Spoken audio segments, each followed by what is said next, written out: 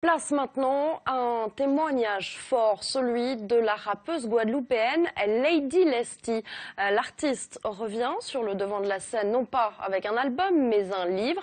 Son titre, Dans la lumière.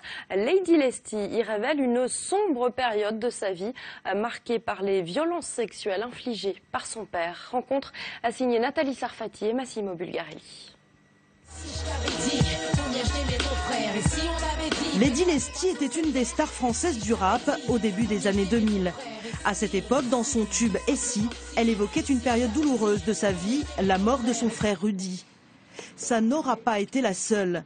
Lady Lesty a été violée par son père à l'âge de 16 ans. Cet enfer, elle le raconte dans un livre, Dans la lumière. Quand on n'est pas consentante, ça s'appelle un viol.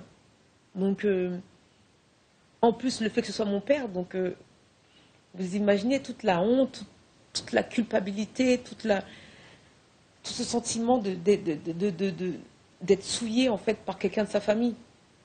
Et j'ai gardé ça pendant un an parce que c'était la honte qui m'empêchait de parler. Aujourd'hui, Lady Lesty parle et dénonce. Elle le fait pour elle, pour ses enfants. À sa fille, elle raconte ce qu'elle a subi d'un père alcoolique et violent. Elle raconte le manque de communication dans une famille où dire « je t'aime » ne se dit pas. Elle veut aussi parler aux femmes qui ont subi les mêmes violences. Parce que c'est important, en tant que maman, la honte, la culpabilité, tous ces sentiments-là, ça ne peut pas partir comme ça. Donc je pense que mon livre, c'est pas juste un livre pour raconter ma vie, c'est un livre aussi. J'espère qu'il pourra aider des gens, des familles, à briser ce mur du silence, justement.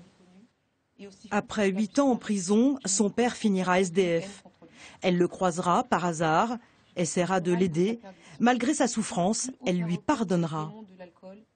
Pourtant, je rêve encore de ce père que je n'ai jamais eu, de cet amour que je n'ai jamais connu. Et aussi fou que cela puisse paraître, je n'éprouve aucune haine contre lui.